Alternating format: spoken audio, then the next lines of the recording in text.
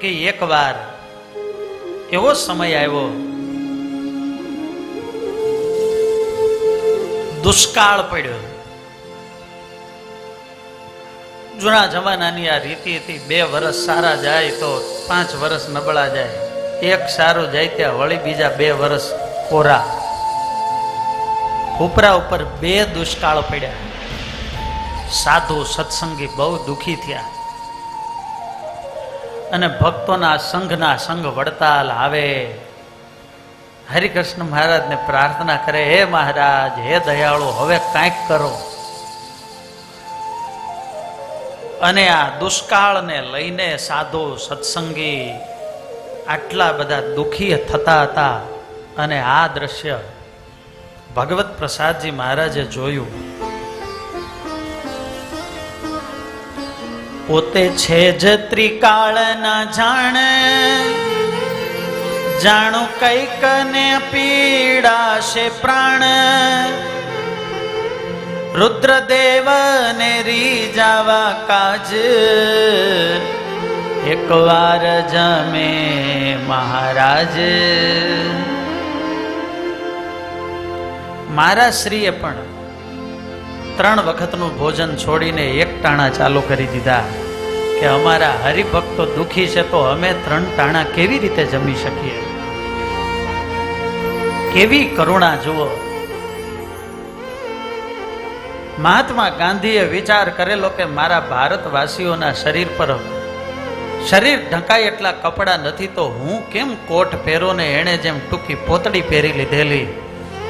એમાં સંપ્રદાયના સંવાહક એવા ભગવત પ્રસાદજી મહારાજે દુષ્કાળથી બીજા પીડાતા હતા અને એણે 2 ટાઈમનું ભોજન છોડી દીધું. કઈ વાતની એને ખોટ હતી. ગોમતીએ જાય ત્યાં જપનું અનુષ્ઠાન કરે.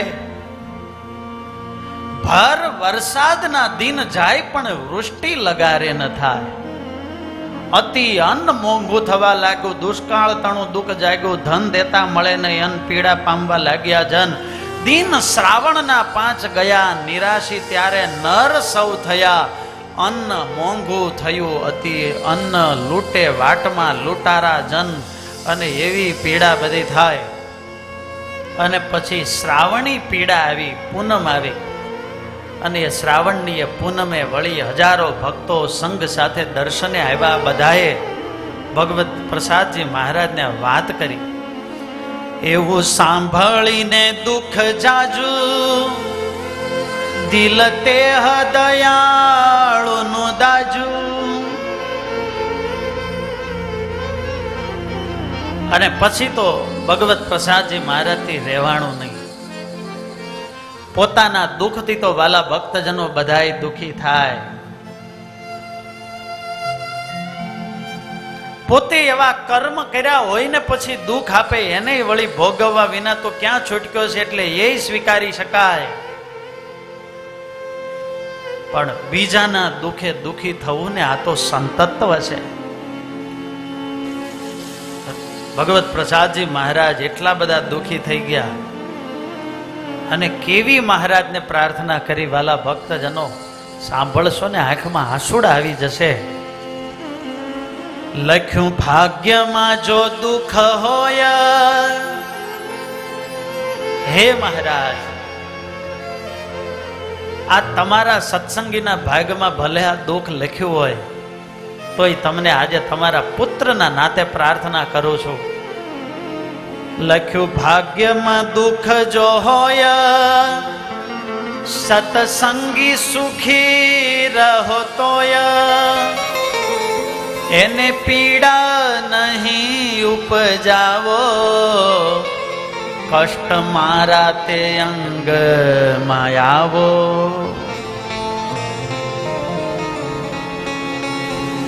કે આ સત્સંગીના ભાગમાં કે જેના પ્રારબ્ધને લઈને આ બધું દુઃખ પડતું હોય તો હે મહારાજ એ બધું દુઃખ મને આપો, પણ એ બધાને સુખી કરો ને વરસાદ વરસાવો.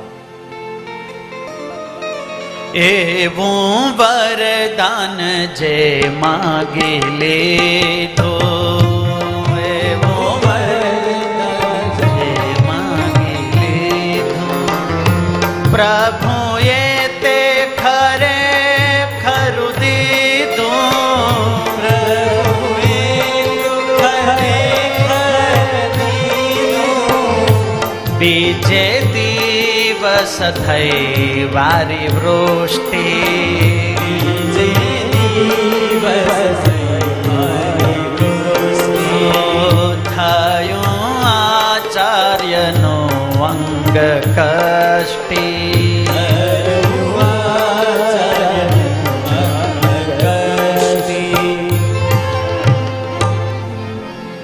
જેવું વરદાન માંગ્યું કે બધું દુઃખ અમને આવો પણ આ બધા સુખી થાવ, અને બીજે જ દિવસે શ્રાવણી પૂનમના બીજા દિવસે કહેતા ભાદરવા સુદ પડવાને દિવસે સારામાં સારો વરસાદ થયો.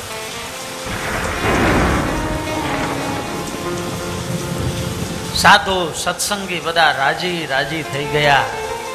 એ કેવા આપણને આચાર્ય મળ્યા. પણ વાલા ભક્તજનો, એણે બધાનું કષ્ટ માગી લીધું. થયું આચાર્યનું અંગ કષ્ટી. આચાર્ય મહારાજને ભયંકર તાવ આવ્યો. બધાનું કષ્ટ પોતે લઈ લીધું. કોઈને વરદાન દઈએ કે શાપ, રાજી થઈએ કે કુરાજી, અંતે આપણું તપ, આપણું ભજન કે આપણું બેલેન્સ છે એમાંથી જ બધું થતું હોય છે. બહુ કોઈને રાજી થઈને આશીર્વાદ આપી દઈએ તો એનું સારું થાય, પણ ક્યારે આપણું બેલેન્સ વપરાય. અને કોઈકને શાપ આપી દઈએ તો એમાંય આપણું તપનું બળ હોય તો એનો શાપ સાચો થાય, બાકી થોડો થાય. માટે ગોપાળાનંદ સ્વામી એવું કહેતા કે બહુ રાજીએ ન થઈ જવું ને બહુ કુરાજીએ ન થવું, એ મહારાજની મરજી એમ માનીને સ્વીકાર કરો. સત્સંગીની આટલી પીડા જોઈ અને ભગવત પ્રસાદજી મહારાજે જુઓ, હે મહારાજ, મારા પ્રારબ્ધમાંથી જે સુખ લેવો એ લઈ લ્યો, કષ્ટ મને આપો. અને ભગવત પ્રસાદજી મહારાજ બીમાર પડ્યા. વિહારી લાલે તે સમે સજી સ્નેહ સહિત સેવાય, એવી સદા સગા પુત્રથી પણ સ્નેહ સહિત ન સજાય. સૌ સત્સંગી મળી કયું સારો વૈદ તેડાવી એક, ત્યારે આચાર જવો ચર્યા તમે સાંભળો જન પ્રત્યેક. બધા સત્સંગી સાધુ ભેગા થયા, વરસાદ થયો, બીજું બધું તો બરાબર, પણ આપણા મહારાજ શ્રી બીમાર પડી ગયા. બધા ભજનમાં બેસી ગયા. સારો વૈદ્ય બોલાવીએ, પણ ભગવત પ્રસાદજી મહારાજ કહે, મારો વૈદ્ય તો મારા મહારાજ છે, તમે ચિંતા ન કરો, જે મારા મહારાજે ધાર્યું હશે ને એ થશે. આ વ્યાધિને બીજા કોઈ નહીં મટાડી શકે. હકીમોને કહી દો કે માથું ન મારે, કારણ કે દર્દ સાથે સીધો પરિચય છે મારે.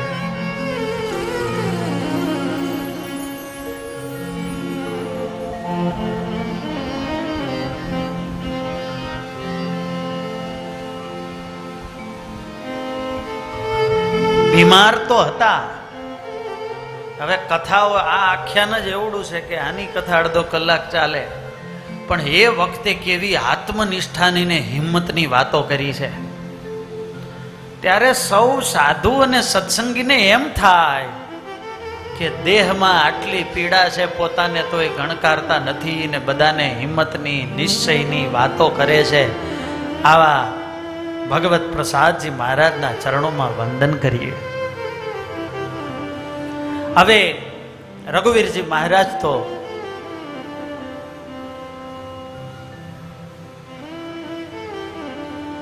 મહારાજનું વિશેષ ભજન કરે છે. સત્સંગનો રસ અને એને પાછો સમય મળ્યો. ગુણાતીતાનંદ સ્વામી વડતાલથી જુનાગઢ જતા હતા, રસ્તામાં આણંદ સુધી સાથે ગયા. એ ગુણાતીત સત્પુરુષ પાસે આંબા હેઠે બેસી અદ્ભુત જ્ઞાન ગોષ્ઠી કરે. ત્યાંથી સ્વામી આગળ જતા હતા એટલે રઘુવીરજી મહારાજે કહ્યું કે સ્વામી તમે આમ ચાલતા જાવ એ બરાબર નહીં, આ મારો શિગ્રામ છે, સ્વામી આમાં બેસો. સ્વામી કે ના બાપજી આ તમને શોભે. ના સ્વામી હવે તમારી ઉંમર થઈ, બાપજી મારી ભાવના છે તમે આ શિગ્રામમાં બેસો. એટલે બહુ આગ્રહ કર્યો એટલે રઘુવીરજી મહારાજના શિગ્રામમાં ગુણાતીતાનંદ સ્વામી બેઠા. અહીંયા બહાર દર્શન થાય છે ને આ શિગ્રામ. હવે મહારાજ શ્રી દેશ દેશાંતરમાં ફરતા હોય, હજારો ભક્તો દર્શને આવતા હોય એટલે ભેટ સોગાદો લાવતા હોય એટલે સરસ મજાના પેંડા લાવેલા. એટલે ગુણાતીતાનંદ સ્વામી શિગ્રામમાં બેઠા એટલે રઘુવીરજી મહારાજે વિદાય દેતા પહેલા ગુણાતીતાનંદ સ્વામીને આમ પેંડાનો ડબ્બો ખોલીને કીધું, સ્વામી આ પેંડો સ્વીકારો. આમ રઘુવીરજી મહારાજે આમ આગળ ધર્યો. ગુણાતીતાનંદ સ્વામી કે ના બાપજી રહેવા દો. ના સ્વામી મારો ભાવ છે, તમે જુનાગઢ જાઓ છો પછી ક્યારે પાછા આવશો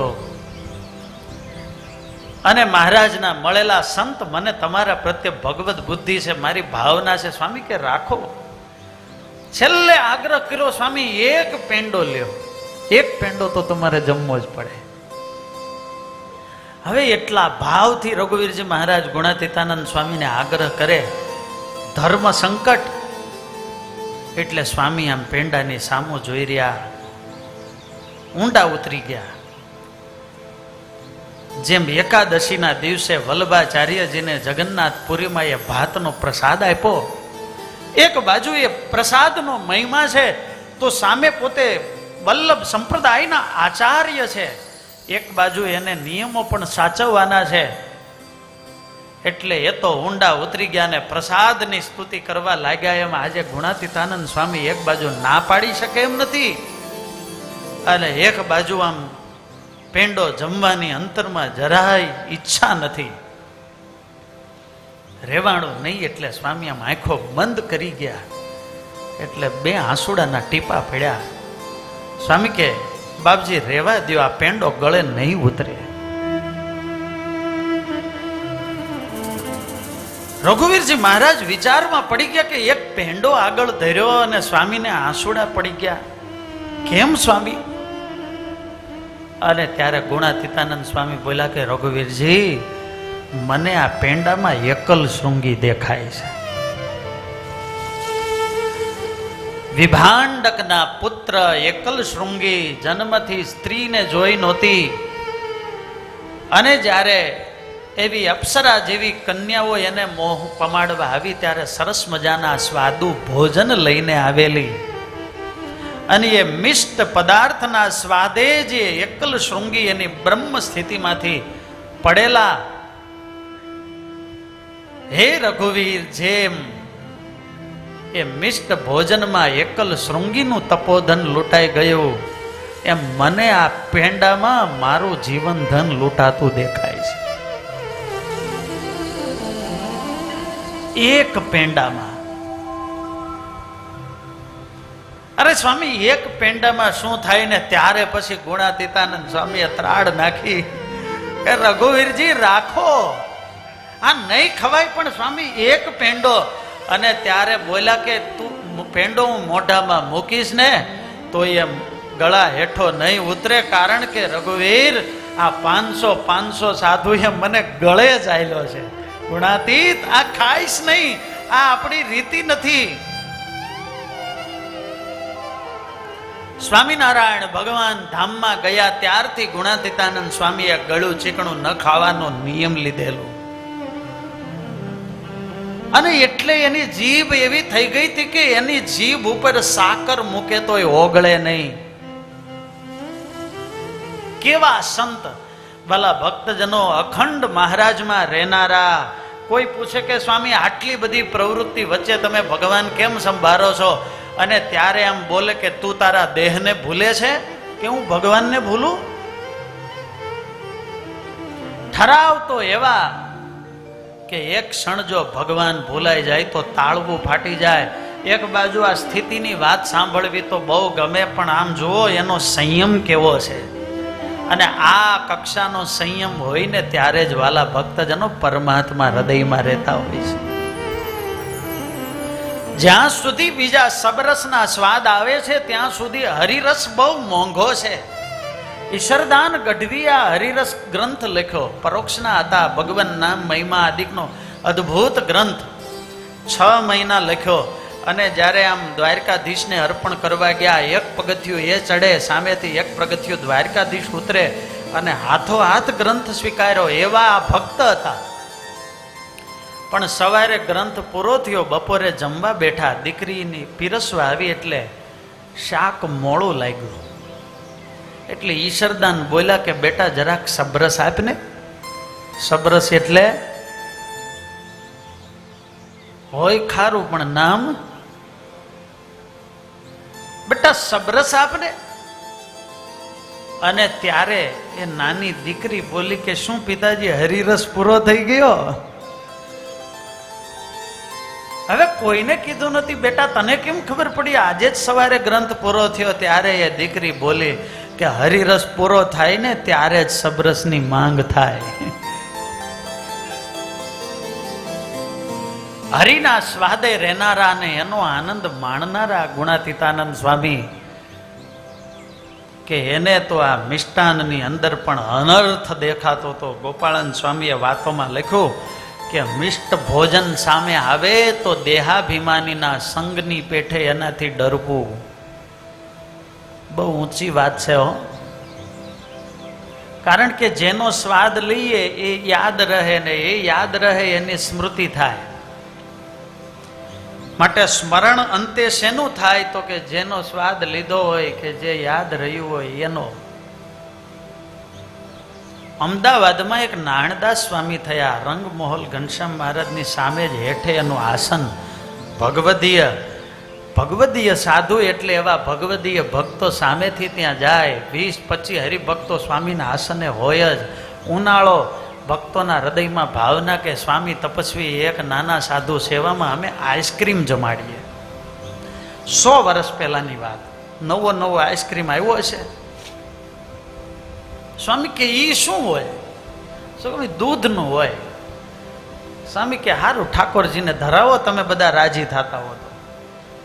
એટલે દૂધ લાવ્યા, ઘૂંટીને ઘાટું કર્યું, સાકર નાખીએ છે, એલાયચી નાખીએ છે, બીજા મસાલા તો શું હોય. પણ પછી આમ ઓલી લાકડાની કોઠીઓ હતી ને એમાં બરફ નાખે ને મીઠું નાખે ને કોઠીઓને ફેરવવાની ને બપોર સુધી ફરે. આજની જેવા તો મશીન નહોતા. આજે તો કોઈ પંખાની હારે બાંધી નહીં ફેરવી લે. શોધનારા ભાઈ શું ન શોધે. બપોર સુધી મહેનત કરીને આજના જેવો તો ક્યાં થાય. પણ ઓલો ઘાટો રગડો થયો થોડો અને પડિયામાં ભરીને લાવ્યા. લ્યો સ્વામી. સ્વામી કે ભગવાનને ધરાવો. એટલે ભગવાનને જમાડ્યો. પછી કે લ્યો સ્વામી તમે. એટલે નારાયણદાસ સ્વામી આમ સામે જોઈએ. સ્વામી કે મારે નથી ખાવો. સ્વામી આ તમારા માટે તો છે. સ્વામી કે મને રહેવા દો. આ નાના સાધુ બહુ મહેનત કરે સવારથી, એને આપો. પણ સ્વામી તમે ન લ્યો ત્યાં સુધી નાના સાધુ કેમ લે ને? એ ન લેતો. સ્વામી કે તો તમે બધા પ્રસાદ લઈ લ્યો. અરે પણ સ્વામી અમે તો લઈ જ શકતા હતા, તમને રાજી કરવા તો આ દાખલો કર્યો છે. સ્વામી કે મને રહેવા દો. સ્વામી આમ અડ્યા ત્યાં એવું ટાઢું લાગે, આમ એકદમ ગળગળા થઈ ગયા. બહુ ભક્તોએ આગ્રહ કર્યો ને એટલે સ્વામીની આંખમાં આંસુડા આવી ગયા. સ્વામી કે જુઓ, મારી આ 70 વર્ષની ઉંમર સુધીમાં મેં ક્યારે આઈસ્ક્રીમ જોયો નથી, મેં ક્યારે ખાધો નથી, એટલે એનો કેવો સ્વાદ હોય એ મને ખબર નથી. અને એટલે મને ક્યારેય આઈસ્ક્રીમ સાંભળતો નથી. આજે તમે મને આ જમાડશો એ મને મીઠો લાગશે, સ્વાદ યાદ રહી જશે, તો મને વળી પાછો ક્યારેક સંકલ્પ થશે કે આઈસ્ક્રીમ હોય તો સારું. અત્યારે કોઈ વસ્તુ વિના મને અખંડ મહારાજ સાંભળે છે હવે તમે મને આ જમાડશો એટલે મહારાજના બદલે મને આઈસ્ક્રીમ સાંભળે માટે મને છોડો, આઈસ્ક્રીમ મને રહેવા દે.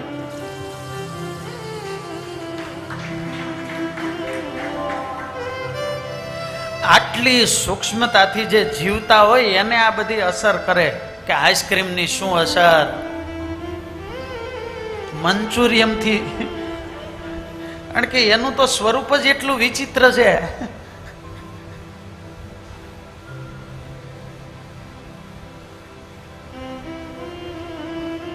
માટે જેને સત્વ ભાવમાં રહેવો હોય, ભગવદ ભક્તિમય રહેવું હોય, એને આહાર શુદ્ધિ રાખવી. અને આમ ગુણાતીતાનંદ સ્વામીનો આવો વૈરાગ જોયો એટલે રઘુવીરજી મહારાજ ઊંડા ઉતરી ગયા. સ્વામીની વાત સાંભળીને રઘુવીરજી મહારાજના તો આમ રૂવાડા બેઠા થઈ ગયા, હાથ જોડ્યા. સ્વામી, હે તમે આવી વાતો કરો છો, અમારી આ ગ્રંથિઓ તો હજુ ગળી જ નથી, અમારું શું થશે? આવો વિચાર આવ્યો એને. અને ત્યારે ગુણાતીતાનંદ સ્વામી બોલ્યા, બાપજી, એ ભગવત પ્રસાદજીને જવાબદારી સોંપી, તે હવે સોંપી જ દીધી છે, તો જુનાગઢ સમાગમ કરવા આવો તો હું તમારી ગ્રંથિ ગાળી નાખો. અને જો તમારી ગ્રંથિ ગાળીને તમને ગુણાતીત ન કરું તો હું ગુણાતીત નહીં.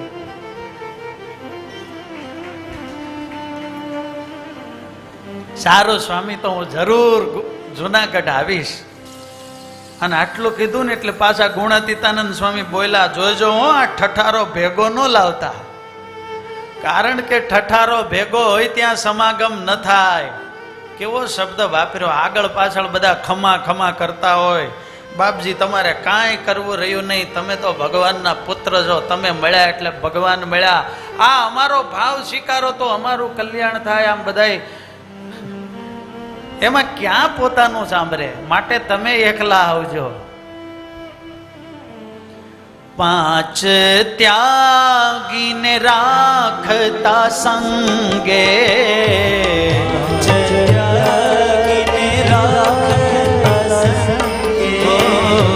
સાંખ્ય યોગ ફળતા ઉમંગે,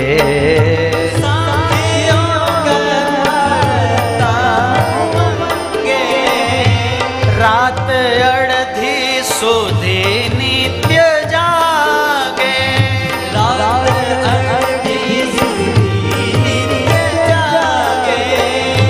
કથા કીર્તન માં ધ્યાન લાગે,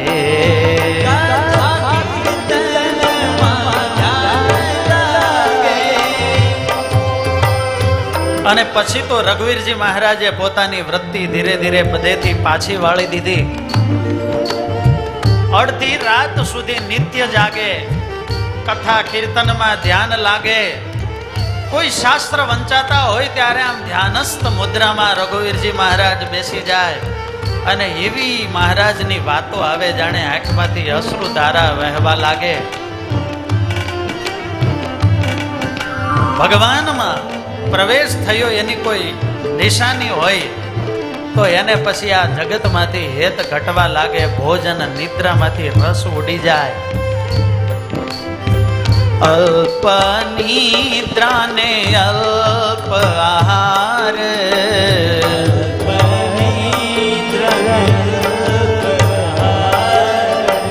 કરીને કરો એ જ વિચાર,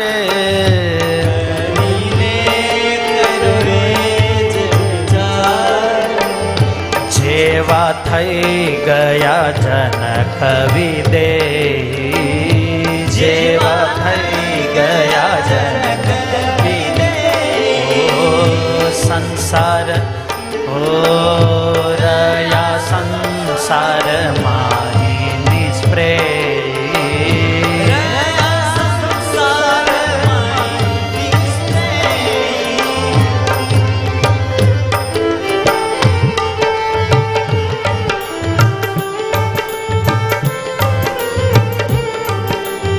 જેવા જનક વિદેહી થયા એવા જ સ્થિતિમાં રઘુવીરજી મહારાજ આવી ગયા છે.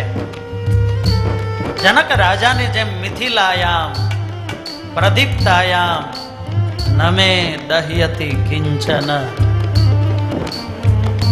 બધું જોઈ લીધું, વસ્તુ તત્વના સ્વભાવને જાણી લીધા, સંબંધોને પણ સ્વાર્થના છે એ સમજાઈ ગયું. શરીરનું કાંઈ નક્કી નથી, એ અમુક ઉંમરે સમજાઈ જાય પછી આ સહજ ભાવે આવા સંકલ્પો કરે તો સહકાર મળે. નાનપણમાં બહુ અઘરું છે, પણ મોટી ઉંમરે વિચાર કરે તો પોતાના અનુભવમાંથી જ વૈરાગ્ય પ્રગટી જાય. પૂજ્ય ધર્મવલ્લભ સ્વામી ઘણી વાર કહે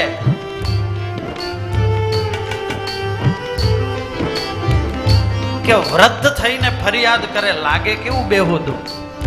જુવાનિયા ફરિયાદ કરે, બાળકો ફરિયાદ કરે, પણ ગઈઢા નહીં ફરિયાદ. એને તો બધું જગત જોઈ લીધું હોય,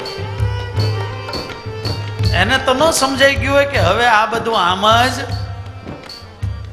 દીકરા આપણું કયું કરતા નથી ત્યારે શું બોલવાનું એમ જ.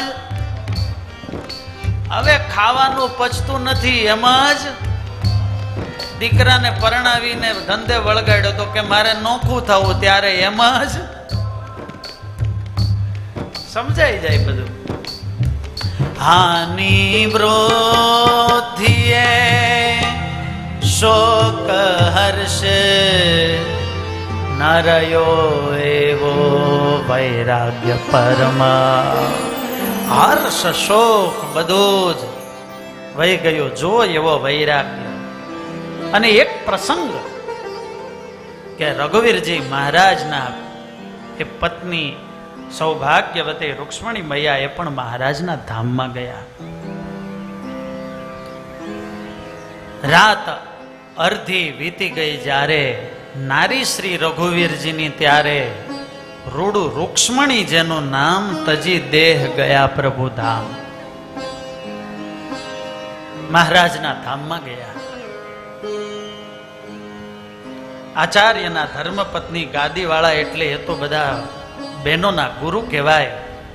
એટલે મહિલા ભક્તોની ચારે બાજુથી ભીડ આવવા લાગી. સત્સંગમાં વાતાવરણ બધું ગમગીન થઈ ગયું. એ સમયે વડોદરાના દીવાન પણ આવેલા હતા. એ વડોદરાના જે દીવાન હતા એને ચિંતા હતી કે હું કેવી રીતે આ સ્વામિનારાયણ સંપ્રદાયના ગુરુ આચાર્યને ધીરજ આપું. એટલે એણે એક સત્સંગી ઈશ્વરભાઈ હતા એની પાસે જઈને કીધું કે તમારા આચાર્યને વાંધો તો નથી ને? તો કે ના. તો કે એના પત્ની ધામમાં ગયા તોય? તો કે ના, હાલો. જ્યાં દીવાનજી અને આ ઈશ્વરભાઈ આવ્યા ત્યાં રઘુવીરજી મહારાજ હતા. એ તો જ્ઞાનની વાતો કરે, એકદમ સ્વસ્થ અને એવી સમજણની બધી વાતો કરતા હતા. જેમ નરસિંહ મહેતાના પત્ની માણેક મહેતી ગયા અને એ બોલ્યા, ભલે ભાંગી ઘર જંજાળ સુખે ભજશો. જાણે બીજા નરસિંહના દર્શન થયા. એટલે આ દીવાનજી હતા એને એવડું આશ્ચર્ય થયું. એટલે ઈશ્વરભાઈને કહ્યું કે તમને આટલું બધું આશ્ચર્ય કેમ થાય છે? અને ત્યારે એણે વાત કરી બહુ મજાની કે અમારે વડોદરામાં એક ધર્માચાર્યના પત્ની મૃત્યુ પામ્યા. હવે નામ કોઈનું બોલાય નહીં. કે એ મૃત્યુ પામ્યા ત્યારે એ ધર્માચાર્ય એટલા બધા શોકમાં ડૂબી ગયા, એટલા ગમગીન થઈ ગયા કે ના પૂછો વાત. કોઈ રીતે શાંત થાય નહીં, એટલા રડે. એના આમ બધાને જોતા એમ લાગે કે એની પાછળ ચિત્તામાં ગોઠવાઈ જશે કે શું. એના દેહને ભેટી પડે, એને મૂકે નહીં. અને બધા લોકો આવી ગયા તોય નનામીને એ ધર્માચાર્ય બાજી પડ્યો કે મૂકે નહીં. અને એવા મોટા હતા એટલે અમે ત્યાંય ગયા હતા, એટલે અમારે આવા પ્રસંગોમાં હાજરી આપવી પડે. પછી તો એના જે સેવકો હોય એને પકડીને એને એક ઓરડામાં પૂરી દીધા. ત્યારે તો એની સ્મશાન યાત્રા નીકળી. એટલે એ પ્રસંગ અમે હમણાં થોડા દિવસ પહેલા જોયો છે. અને અહીં આવીએ છીએ ને તમારા ધર્માચાર્યના દર્શન કરીએ છીએ તો એને તો જરાય શોક નથી. આ તમારા ગુરુ બહુ મોટા, જાણે અલગ જ દેખાણું. શ્વેત વસ્ત્રની અંદર વાલા ભક્તજનો આ મુક્તના દર્શન થયા. યદ પ્રાપ્ય કિંચિત વાંછતિ ન શોચતી ન દ્વેષ્ટિ નોત્સાહો ભવતી. નારદ ભક્તિ સૂત્રમાં લખ્યું છે કે પરમાત્માને પામવાનું લક્ષણ શું? યદ પ્રાપ્ય ન વાંછતી, ભગવાન મળ્યા પછી એને આ જગતમાં બીજી ઈચ્છાઓ મરી જાય. ન શોચતી, આ જગતની કોઈ હાણ વૃદ્ધિ થાય એનાથી એ ભક્ત છે એ ક્યારેય એ શોક કરતો નથી. તન માયક છે નાશવંત, આવે ક દિવસ તેનો અંત. એનો શોક કરે તે કાજ, એમ ઉચ્ચરે શ્રી મહારાજ. આવી પાછી વૈરાગ્યની વાતો સાંભળીને દીવાનજી તો વિસ્મિત થઈ ગયા અને આશ્ચર્ય સાથે બોલી ઉઠ્યા કે જેની સાથે ભગવાન હોય એ જ આ લોકના બંધનોથી આમ જળ કમળવત અલિપ્ત રહી શકે. ત્યારે આવા રઘુવીરજી મહારાજ હતા કે આ સંસારમાં એને ક્યાંય બંધન નહોતું. એકવાર આમ રઘુવીરજી મહારાજ જુનાગઢ જતા હતા, વિચરણ કરતા કરતા કરાલી ગામે પધાર્યા. પંડિતોએ આવીને વાદ કર્યો. ત્યારે એની સાથે જે સંતો હતા એમાં સદગુરુ પવિત્રાનંદ સ્વામી હતા. કયા પવિત્રાનંદ સ્વામી? જેમણે આ સભા મંડપ બનાવ્યો છે. મહારાજના મળેલા બહુ મોટા વિદ્વાન હતા અને એ બધા પંડિતો હતા. એ આવીને શાસ્ત્રની ચર્ચા કરવા લાગ્યા અને એવા પ્રશ્નો પૂછે એટલે પવિત્રાનંદ સ્વામી સામે આવીને બેસી ગયા. એ જૂના જમાનામાં આવું બહુ થતું અને એટલા માટે ગમે ત્યાં શાસ્ત્રાર્થો થાય એટલે આચાર્ય કે કોઈ જાય ત્યારે એની સાથે વિદ્વાન સંતો હોય જ. એટલે પવિત્રાનંદ સ્વામીએ એવી પ્રશ્નોત્તરી કરી, શાસ્ત્ર ચર્ચા કરી કે વિદ્વાનોએ સ્વીકાર્યું કે ના, સ્વામિનારાયણ સંપ્રદાય વૈદિક જ છે. ઘણા અત્યારે કેવા આવે કે હાલો શાસ્ત્રાર્થ, હાલો શાસ્ત્રાર્થ. આ બધા બહુ મોટા મોટા નિર્ણયો થઈ ગયા છે. હવે આપણે જે નિર્ણયો થઈ ગયા છે એની ઉપર પાછા એકડા ઘોટવાની જરૂર. આ બધા સંતો એવા હતા કે મહારાજ એમ બોલતા હોય કે અમે સર્વોપરી છીએ, જો ખોટું લાગે તો એ સ્વીકારે એવા નહોતા. અને બીજી વાત એ કે મહારાજ એમ બોલે કે અમે લીંબ વૃક્ષ નથી અહીં બેઠા છીએ, અક્ષરધામમાં બેઠા બેઠા જ આ વાત કરીએ છીએ, આ સભા ત્યાંની જ સભા છે, તો અહીંયા ચાલુ સભાએ ત્યાં જઈને જોઈ આવે ને એવા સમર્થ હતા. જરાય ખોટું હોય તો ત્યાં જઈને જોઈ આવે એવા હતા સમર્થ. માટે એને કાંઈ મિસઅન્ડરસ્ટેન્ડિંગ થાય એવું હતું એ બધી આપણામાં છે. ગુણાતીતાનંદ સ્વામી બોલ્યા ને, શબ્દોની ભ્રાંતિ પડી છે વિદ્વાનને કે જેવું છે એવું બોલી કે સ્વીકારી શકતો નથી.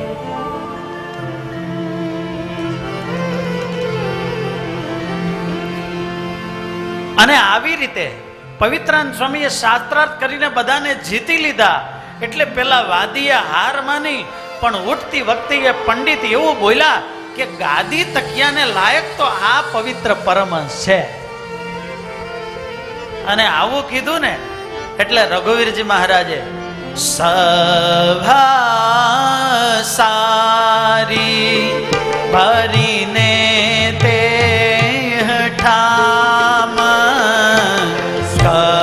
કર્યું એ અવસર એક કામ. એમ કીધું કે આ ગાદીને લાયક તો આ સાધુ છે. એટલે રઘુવીરજી મહારાજે મોટી સભા ભરી અને તત્કાળ નિર્ણય લીધો.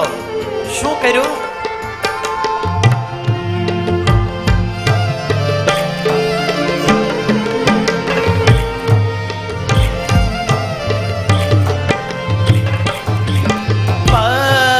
પવિત્ર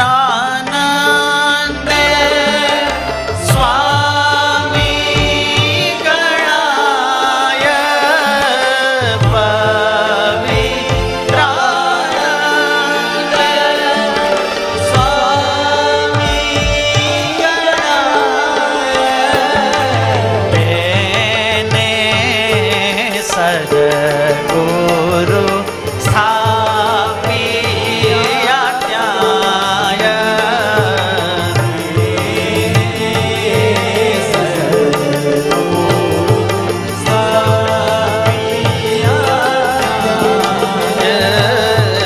તેને સદગુરુ સ્થાપિયા ત્યાં।